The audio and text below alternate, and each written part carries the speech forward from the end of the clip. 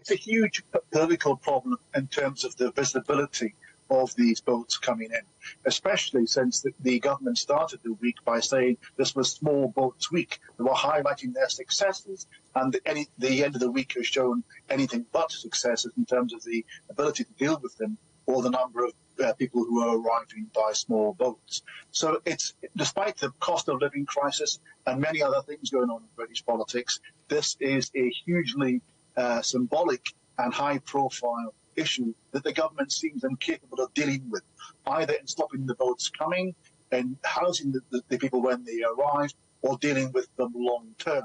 So the government seems to lack levers to pull to make this problem go away. Not so easy for the opposition Labour Party either, though. Labour quoted in the papers this morning saying people smugglers are running rings around the UK government.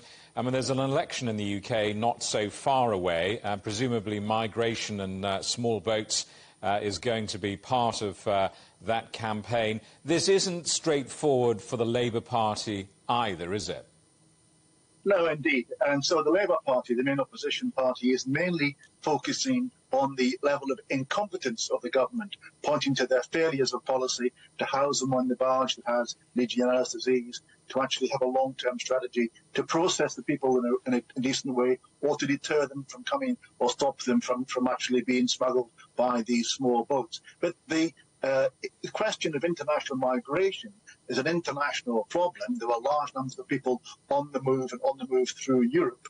After Brexit, the French are happy to keep them flowing in this direction, and they won't take them back again, so there's a problem there. So there isn't any easy answers to this. What Labour have said is that they would abandon the government's plan to fly asylum seekers to Rwanda to be processed there. But other than that, they haven't really got a set of answers either as to how to deal with this problem.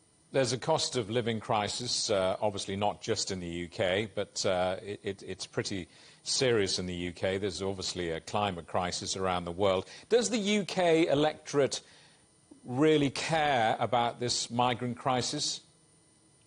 It's a huge problem in terms of the presentation.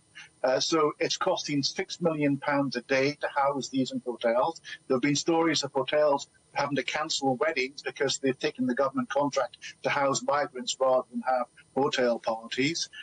It's a problem in terms of local services where they arrive. So, for example, in Dorset, where there's barges, people are saying these people will put a strain on hospital appointments, and doctor's appointments, and dentists, and the like. So it's an issue that has got a salience out of proportion to the impact it's having. But politically, it's a hot potato for the government, and they would like to solve it, but it's not easy to see how they can actually bring an end to this problem. As you alluded to earlier, this isn't just a UK problem. I mean, it's not even just a European problem. It's an international problem. What is the fix?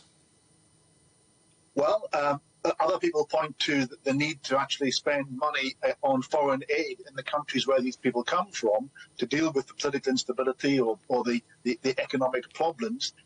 The British government, of course, has cut its aid policy and controversially has used a large part of the aid budget to pay for the migrants in the UK rather than actually on trying to actually alleviate the problems in the countries where these people are coming from. But actually, we are in a period of international crisis throughout the Sahel region of Africa, throughout the Mediterranean. The lack of a government in Libya means there's an easy entry point across the Mediterranean. And, of course, Brexit means that Britain hasn't any longer an immediate policy and agreement with the return of the people to France. So there is an international problem and a particularly British problem, and it's very difficult to see how you can solve that problem and stop people coming to the UK in boats.